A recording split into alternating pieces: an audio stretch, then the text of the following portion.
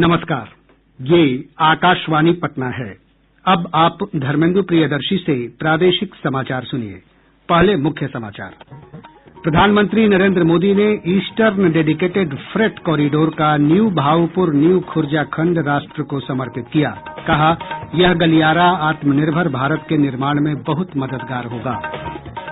प्रदेश में पिछले 24 घंटों के दौरान कोविड-19 के 622 नये मामलों की पुष्टि। सबसे अधिक 241 नये मामले पटना में दर्ज किए गए। प्रदेश में 1 से 10 जनवरी तक धान खरीद के लिए सरकार की ओर से सघन अभियान चलाया जाएगा। और मौसम विभाग ने अगले 48 घंटों के दौरान प्रदेश में ठंड में बढ़ोतरी का पूर्वानुमान व्यक्त किया। बुलेटिन की शुरुआत से पहले यह संकल्प। कोविड-19 महामारी के खिलाफ देश एकजुट होकर लड़ रहा है। आप भी हमारे साथ सुरक्षा और बचाव के 3 आसान एहतियाती उपायों का संकल्प लें। कोविड-19 से बचाव और सुरक्षित रहने के 3 उपाय। मास्क लगाएं, 2 गज दूरी है जरूरी, सुरक्षित दूरी रखें, हाथ और मुंह साफ रखें। अब समाचार विस्तार से। प्रधानमंत्री नरेंद्र मोदी ने आज वर्चुअल माध्यम से eastern dedicated freight corridor EDFC के न्यू भाऊपुर न्यू खुर्जा खंड का उद्घाटन किया। इस मालवाहक गलियारे के खुलने से मौजूदा कानपुर दिल्ली लाइन पर भीड़-भाड़ कम होगी और रेलवे ज्यादा तेजी से रेलगाड़ियां चला सकेगा। इस महत्वाकांक्षी खंड को राष्ट्र को समर्पित करते हुए प्रधानमंत्री ने कहा कि यह गलियारा आत्मनिर्भर भारत के निर्माण में बहुत मददगार होगा और किसान रेलगाड़ियों की मदद करेगा। ये फ्रेट कॉरिडोर आत्मनिर्भर भारत के बहुत बड़े माध्यम बनेंगे। उद्योग हो, व्यापार कारोबार हो, किसान हो या फिर कंज्यूमर, हर किसी को इनका लाभ मिलने वाला है। लुधियाना और वाराणसी का कपड़ा निर्माता हो या फिरोजपुर का किसान, अलीगढ़ का ताला निर्माता हो या राजस्थान का संगमरमर कारोबारी, मलिहाबाद का आम उत्पादक हो या कानपुर और आगरा का लेदर उद्योग, भदोही का कालीन उद्योग हो या फिर फरीदाबाद की कार इंडस्ट्री, हर किसी के लिए ये अवसर ही अवसर लेकर आया है। केंद्र सरकार की विभिन्न ढांचागत विकास परियोजनाओं का जिक्र करते हुए प्रधानमंत्री ने कहा कि रेलवे के बुनियादी ढांचे का विकास पिछली सरकारों की प्राथमिकता नहीं थी। उनकी प्राथमिकता केवल चुनाव में फायदा लेने के लिए पैसेंजर रेलगाड़ियों की संख्या बढ़ाना था। प्रधानमंत्री नरेंद्र मोदी ने कहा है कि अक्सर प्रदर्शनों और आंदोलनों के दौरान सार्वजनिक संपत्ति को क्षति पहुंचाने की मानसिकता से निजात पाने की आवश्यकता है। मैं यहाँ एक और मानसिकता का भी जिक्र करना जरूरी समझता हूँ, जो अक्सर हम प्रदर्शनों और आंदोलनों के दौरान देखते हैं। ये मानसिकता देश के इंफ्रास्ट्रक्चर को, देश की संपत्ति को नुकसान पहुंचाने की है। हमें याद रखना चाहिए कि इंफ्रास्ट्रक्चर, ये संपत्ति किसी नेता की, किसी दल की, किसी सरकार की नहीं है। ये संपत्ति देश की है, ये संपत्ति आपकी है, देश के नागरिकों की है। हमारे हर गरीब का, हर करदाता का, मध्यम वर्ग का, समाज के हर वर्ग का इसके पीछे पसीना लगा हुआ है, उसका पैसा लगा हुआ है। इसको लगने वाली हर चोट देश के गरीब, देश के सामान्य जन को चोट है। इसलिए अपना लोकतांत्रिक अधिकार जताते हुए हमें अपने राष्ट्रीय दायित्व को भी नहीं भूलना चाहिए। गौरतलब है कि पूर्वी डेडिकेटेड फ्रेट कॉरिडोर की संपूर्ण लंबाई 1856 किलोमीटर है। इनमें से 239 किलोमीटर हिस्सा बिहार से भी होकर गुजरता है। प्रदेश में कोरोना से स्वस्थ होने वालों की संख्या बढ़कर 2,45,828 हो गई है। पिछले 24 घंटों के दौरान 523 मरीजों को उपचार के बाद छुट्टी दी गई। स्वस्थ होने की दर बढ़कर 97.58% हो गई है। वहीं राज्य में पिछले 24 घंटों के दौरान कोविड-19 के 622 नये मामलों की पुष्टि हुई है। सबसे अधिक 241 नये मामलों की पुष्टि पटना जिले में हुई है। वहीं मुजफ्फरपुर में 46 कोविड मामलों की पुष्टि हुई है। स्वास्थ्य विभाग के अनुसार राज्य में कोविड के सक्रिय मरीजों की संख्या 4,708 रह गई है। गृह मंत्रालय ने कोविड रोकथाम के बारे में पहले जारी दिशा निर्देशों को 31 जनवरी 2021 तक लागू रखने का आदेश जारी किया। इसमें कहा गया है कि कोविड-19 के नए और सक्रिय मामलों में लगातार कमी आ रही है, लेकिन वैश्विक स्तर पर संक्रमण के मामलों में बढ़ोतरी और ब्रिटेन में वायरस का नया रूप सामने आने के बाद निगरानी, रोकथाम और सतर्कता बनाए रखने की आवश्यकता है। इस सिलसिले में कंटेनमेंट क्षेत्रों का सावधानी से सीमांकन, इन क्षेत्रों में रोकथाम के निर्दिष्ट उपायों का कड़ाई से पालन, कोविड से बचाव के उपयुक्त व्यवहार को प्रोत्साहन और इनका सख्ती से अनुपालन तथा विभिन्न स्वीकृत गतिविधियों में मानक संचालन प्रक्रिया का पालन जारी रहेगा। देश में पिछले 24 घंटों के दौरान कोविड-19 के 16,432 नए मामलों की पुष्टि हुई। इसके साथ ही अब तक 1,02,24,303 लोग संक्रमित हुए हैं। स्वास्थ्य मंत्रालय ने बताया है कि पिछले एक दिन में 252 रोगियों की इस वायरस से मौत हुई है। अब तक 1,48,153 लोगों की इस महामारी से मृत्यु हो चुकी है। इस समय कुल 2,68,581 सक्रिय मामले हैं। कल एक दिन में 24,009 रोगियों के स्वस्थ होने के साथ ही अब तक 98,07,569 रोगी स्वस्थ हुए हैं, जबकि स्वस्थ होने की दर 95.92% हो गई है। दिल्ली के लेडी हार्डिंग मेडिकल कॉलेज के प्रोफेसर डॉक्टर अनुपम प्रकाश ने कोविड संक्रमण से बचाव के लिए लोगों से बदलते मौसम के दौरान अधिक सतर्क रहने और भीड़-भाड़ वाले इलाकों में नहीं जाने की अपील की है। ये एक बहुत जरूरी चीज है कि चाहे बाजार हो, चाहे भीड़ भाड़ वाले जितने भी इलाके हैं, उनमें हमें बहुत संभल के रहना चाहिए। बिल्कुल अति आवश्यक हो तो जाना चाहिए। उस समय बाजार जाएं जिस समय भीड़ भाड़ कम हो। 3 चीजें बहुत इंपॉर्टेंट है। एक चीज की थोड़ा सा हमें री इन्फेक्शन होने के चांसेस हो रहे हैं। दूसरा, वैक्सीनेशन आने की संभावना बहुत ज्यादा है। और तीसरा, ठंड में की दिक्कत होने की संभावना ज्यादा रहती है। तो हमें बहुत बच करके रहना है। बाजारों से तो बहुत दूर रहें जब तक कि बहुत आवश्यक ना हो। ब्रिटेन से भारत लौटे 6 लोगों में वायरस के उसी रूप के संक्रमण की पुष्टि हुई है जो हाल ही में ब्रिटेन में सामने आया था। स्वास्थ्य मंत्रालय के अधिकारी ने बताया कि इनमें से 3 लोगों को बेंगलुरु के निमहंस में, 2 को हैदराबाद के centre for cellular and molecular biology (CCMB) और 1 व्यक्ति को पुणे के राष्ट्रीय विषाणु विज्ञान संस्थान NIV में भर्ती कराया गया है। इन सभी को राज्य सरकारों द्वारा निर्धारित स्वास्थ्य केंद्रों के अलग कमरों में रखा गया है। इन यात्रियों के निकट संपर्क में आए लोगों को भी क्वारंटीन किया गया है।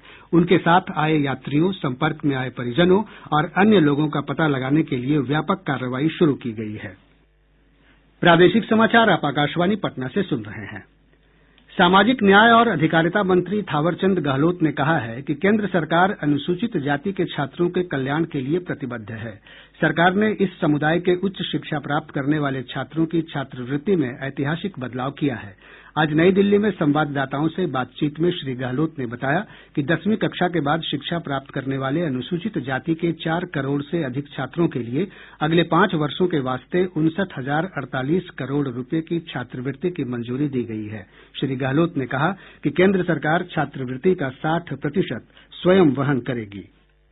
केंद्र राज्यों को ज्यादा दे और चूंकि शिक्षा राज्य का अधिकार है, इसलिए उनको भी शुरू से जो शेयर पैटर्न चल रहा है उसको 60-40 कर दिया जाए। 60% केंद्र सरकार देगी और 40% राज्य सरकार वहन करेगी। और इसका परिणाम ये होगा कि हम जो 60% अमाउंट देंगे, वो जो वर्तमान अमाउंट दे रहे हैं 1100-1200 करोड़, उसका 5 गुना होगा। अभी हम एक साल में 1100-1200 करोड़ रुपए देते थे, अब एक साल में 5500 से लेकर 6000 करोड़ तक की राशि केंद्र राज्यों को देगी।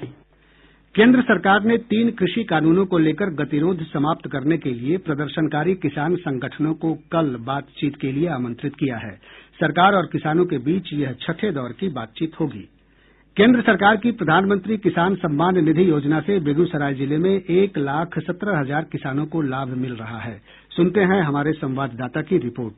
किसान सम्मान निधि योजना किसानों के लिए वरदान साबित हो रही है। योजना के तहत मिलने वाली राशि से छोटे किसानों को सिंचाई और खाद के लिए वित्तीय मदद हो रही है। इससे उन्हें सूद ब्याज पर साहूकारों से उधार नहीं लेना पड़ रहा है। बलिया के किसान संजीव सिंह बताते हैं कि अन्य लाभार्थी किसानों की तरह उन्हें भी पिछले दिनों 7वीं किस्त के रूप में 2,000 रुपए की राशि मिली है। हाँ, पीएम सम्मान वाला पैसा पेमेंट हो गया है और सरकार हमको दिया है। सरकार को बहुत धन्यवाद कहना चाहते हैं। सरसों में पानी देने के लिए हमको खाद देने के लिए दिए हैं। इसमें हमको कर्ज लेना नहीं पड़ा। आजादी के बाद पहली बार हमको ऐसा प्रधानमंत्री मिला है। जिला कृषि पदाधिकारी शैलेश कुमार के मुताबिक जिले में 26,000 और किसानों के आवेदनों की जांच की जा रही है। योग्य होने पर उन्हें भी किसान सम्मान निधि योजना का लाभ मिलेगा। इस योजना के अंतर्गत साल भर में 6,000 रुपए की वित्तीय मदद किसानों को सीधे उनके बैंक खाते में दी जाती है। जिले में किसानों को भी इस वित्तीय सहायता से आत्मनिर्भर बनाने में मदद मिली है। आकाशवाणी समाचार के लिए बेगूसराय से अनुज कुमार वर्मा। प्रदेश में 1 से 10 जनवरी तक धान खरीद के लिए सघन अभियान चलाया जाएगा। मुख्य सचिव दीपक कुमार ने धान खरीद कार्यों की समीक्षा के दौरान कहा कि कृषि समन्वयक और किसान सलाहकार सप्ताह में 3 दिन धान खरीद से जुड़ी जानकारी इकट्ठा करेंगे। श्री कुमार ने कहा कि धान खरीद में पैक्सों की मनमानी बर्दाश्त नहीं की जाएगी। उन्होंने कहा कि अब तक 5 लाख मीट्रिक टन धान की खरीद की जा चुकी है। पीएमसीएच सहित प्रदेश के अन्य मेडिकल कॉलेज अस्पतालों के जूनियर डॉक्टरों की हड़ताल आज 7वें दिन भी जारी है। स्टाइपेंड में बढ़ोतरी की मांग को लेकर जूनियर डॉक्टर हड़ताल पर हैं। इधर पीएमसीएच के अधीक्षक की पहल पर हड़ताल समाप्त करने को लेकर स्वास्थ्य विभाग के प्रधान सचिव के साथ बातचीत में कोई हल नहीं निकल सका है। हड़ताल के कारण इन अस्पतालों में ओपीडी और इमरजेंसी सेवाएं बाधित हैं। बड़ी संख्या में मरीज दूसरे अस्पतालों में पलायन कर रहे हैं। कांग्रेस के वरिष्ठ नेता और पूर्व विधायक हरखू झा ने मुख्यमंत्री नीतीश कुमार से हस्तक्षेप करते हुए जूनियर डॉक्टरों की हड़ताल समाप्त कराने की पहल करने का अनुरोध किया है। श्री झा ने कहा है कि हड़ताल के कारण सबसे अधिक गरीब वर्ग के लोग प्रभावित हो रहे हैं। राज्य सरकार ने बालू घाटों की बंदोबस्ती को अगले वर्ष 31 मार्च तक बढ़ा दिया है। गौरतलब है कि बालू घाटों की बंदोबस्ती की अवधि 31 दिसंबर को समाप्त हो रही है। इसके तहत बालू उठाव का ठेका प्राप्त करने वाली एजेंसियों को 50% अधिक बंदोबस्ती राशि देनी होगी। मुख्यमंत्री नीतीश कुमार की अध्यक्षता में राज्य मंत्रिमंडल की बैठक में इस प्रस्ताव को मंजूरी दी गयी। मौसम विभाग ने अगले 48 घंटों के दौरान प्रदेश में ठंड में मामूली बढ़ोतरी का पूर्वानुमान व्यक्त किया है। इस दौरान राज्य के अधिकांश हिस्सों का न्यूनतम तापमान 6 डिग्री से 8 डिग्री सेल्सियस रहने की संभावना है। मौसम वैज्ञानिक जीशान अंसारी ने बताया कि आर्द्रता में बढ़ोतरी के कारण राज्य के कुछ हिस्सों में सुबह और शाम के समय कोहरा छाया रहेगा।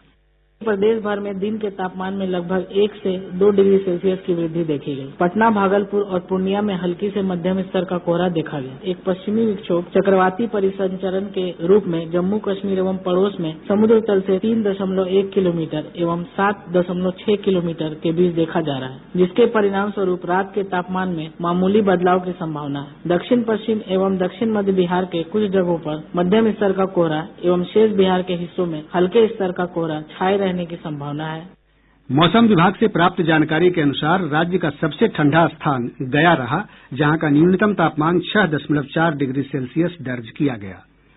राजस्व और भूमि सुधार मंत्री रामसूरत कुमार ने कहा है कि मुजफ्फरपुर में बागमती परियोजना बांध के भीतर बसे विस्थापितों को मकान बनाने के लिए 25 करोड़ रुपए की राशि आवंटित की गई है। उन्होंने कहा कि जल्द ही यह राशि विस्थापितों को उपलब्ध कराई जाएगी।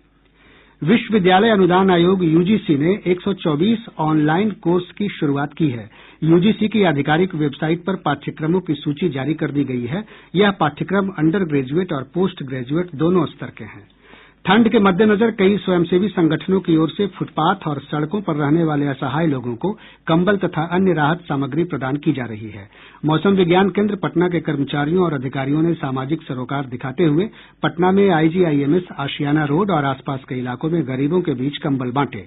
जमुई जिले के अलीगंज प्रखंड अंतर्गत कोल्हाना ग्राम पंचायत के पूर्व मुखिया निरंजन सिंह की अपराधियों ने गोली मारकर हत्या कर दी है। श्री सिंह की हत्या के बाद गांव में तनाव व्याप्त है। और अब अंत में मुख्य समाचार एक बार फिर। प्रधानमंत्री नरेंद्र मोदी ने ईस्टर्न डेडिकेटेड फ्रेट कॉरिडोर का न्यू भाऊपुर न्यू खुर्जा खंड राष्ट्र को समर्पित किया। कहा यह गलियारा आत्मनिर्भर भारत के निर्माण में बहुत मददगार होगा। प्रदेश में पिछले 24 घंटों के दौरान कोविड-19 के 622 नए मामलों की पुष्टि। सबसे अधिक 241 नए मामले पटना में दर्ज किए गए। प्रदेश में 1 से 10 जनवरी तक धान खरीद के लिए सरकार की ओर से सघन अभियान चलाया जाएगा। और मौसम विभाग ने अगले 48 घंटों के दौरान प्रदेश में ठंड में बढ़ोतरी का पूर्वानुमान व्यक्त किया। इसके साथ ही आकाशवाणी पटना से प्रसारित प्रादेशिक समाचार का यह अंक समाप्त हुआ।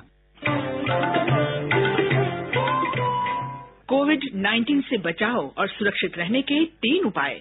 मास्क लगाएं, 2 गज दूरी है जरूरी, सुरक्षित दूरी रखें, हाथ और मुंह साफ रखें।